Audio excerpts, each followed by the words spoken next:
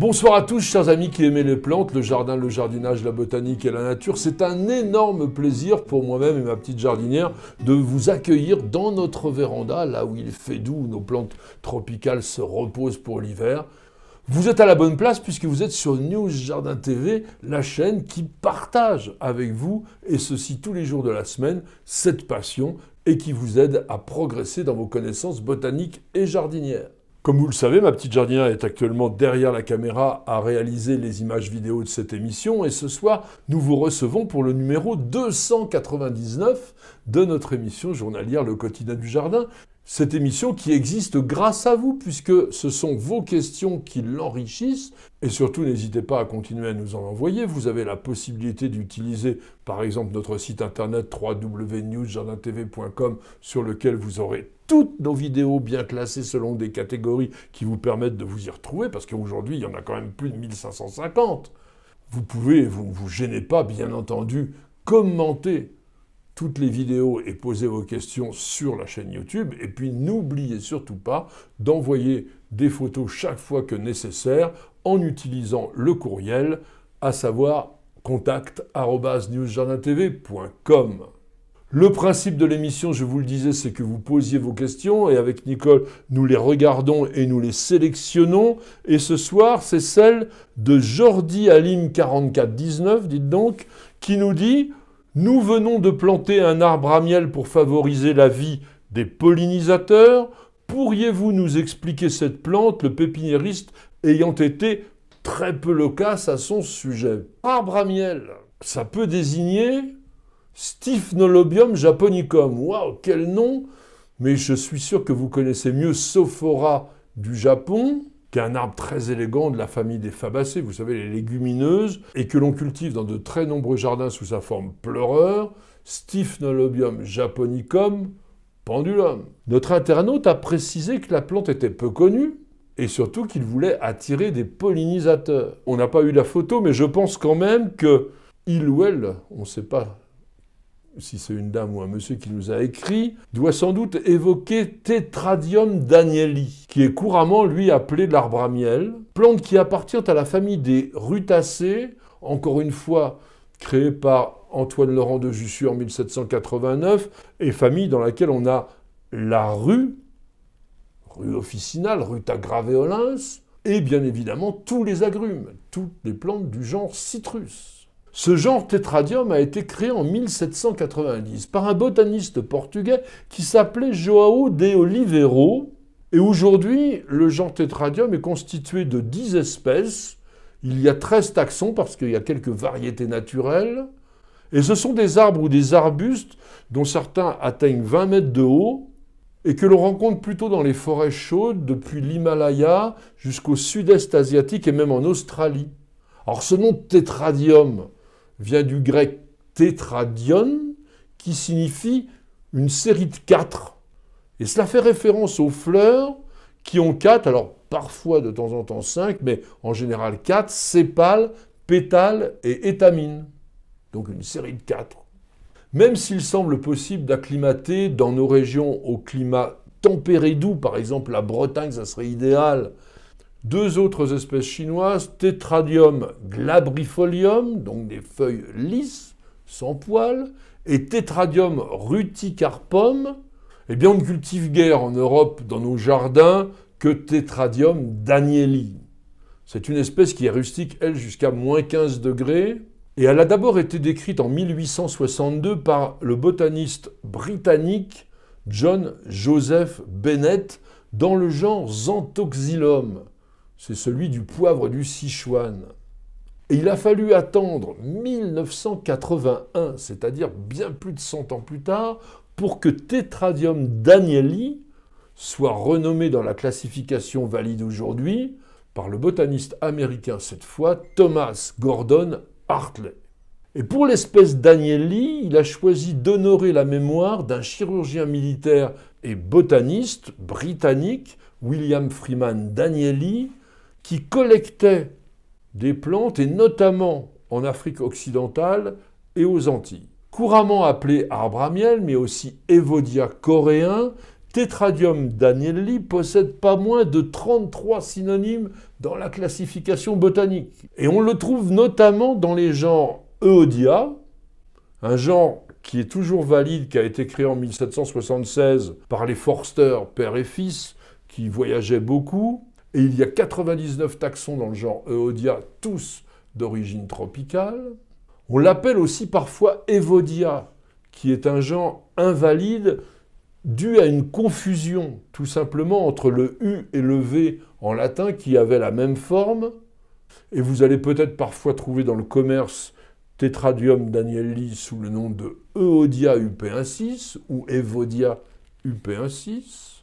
Ce nom Euodia qui vient du grec désignant une bonne odeur, ce qui est tout à fait évident lorsqu'on sent les fleurs.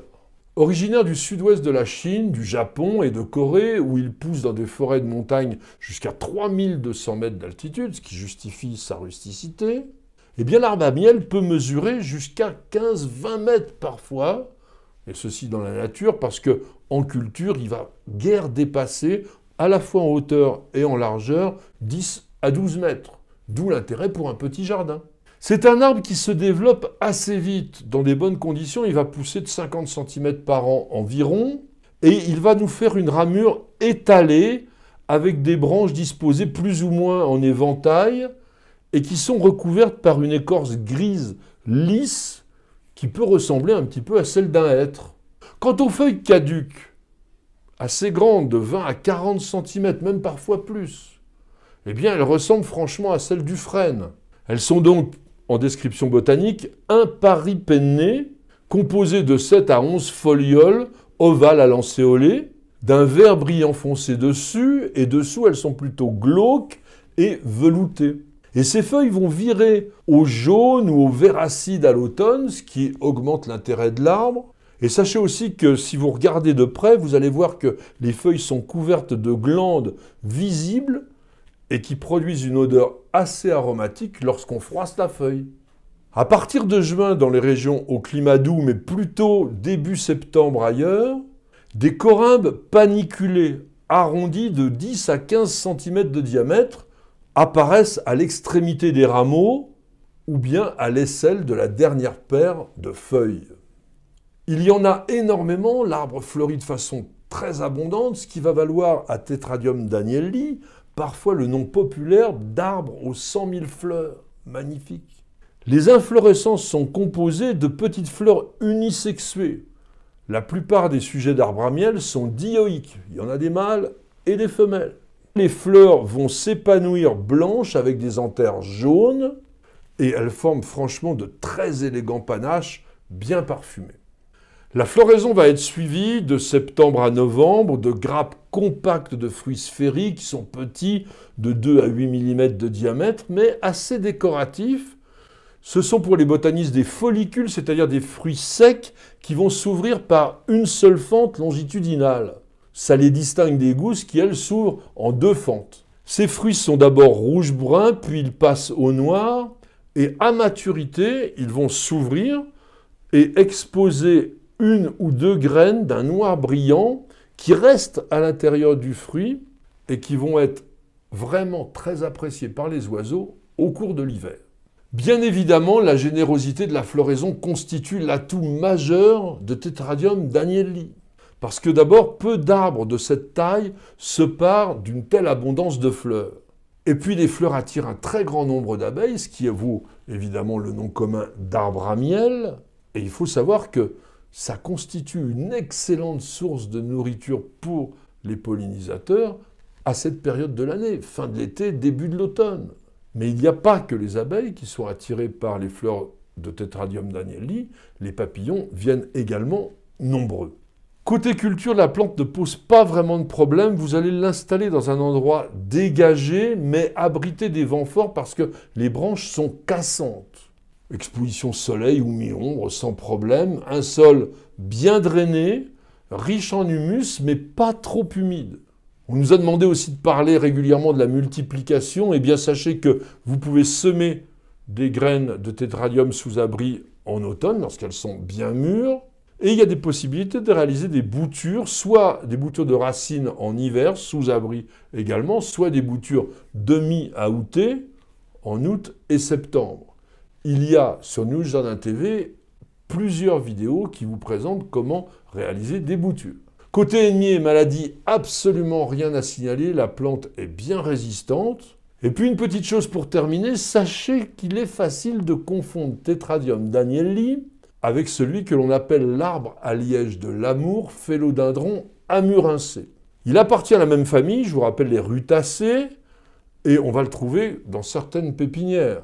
Pour les distinguer, parce que leur silhouette est vraiment quasi identique, les feuilles pareilles, etc., eh bien regardez les bourgeons. Les bourgeons axillaires sont très visibles chez Tetradium danieli, alors qu'ils sont cachés à la base des pétioles chez le phélodendron. Et vous ne pourrez les voir chez cet arbre qu'après la chute des feuilles en automne. Merci à tous et à chacun de nous avoir suivis. J'espère que cette évocation d'un arbre qui n'est pas bien connu, mais qui mériterait vraiment d'être accueilli dans plus de jardins vous aura intéressé. En tous les cas, ça vous aura sans doute permis de faire une rencontre botanique qui vous aura séduit.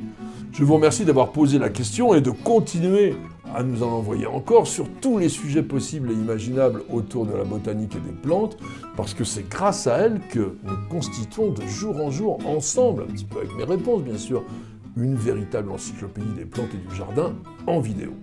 Madame, monsieur, je vous souhaite de passer une excellente soirée et je vous donne rendez-vous dès demain pour de nouvelles aventures jardinières et bien sûr pour un nouveau numéro de notre émission journalière Le Quotidien du Jardin, c'est sur New Jardin TV et nulle part ailleurs.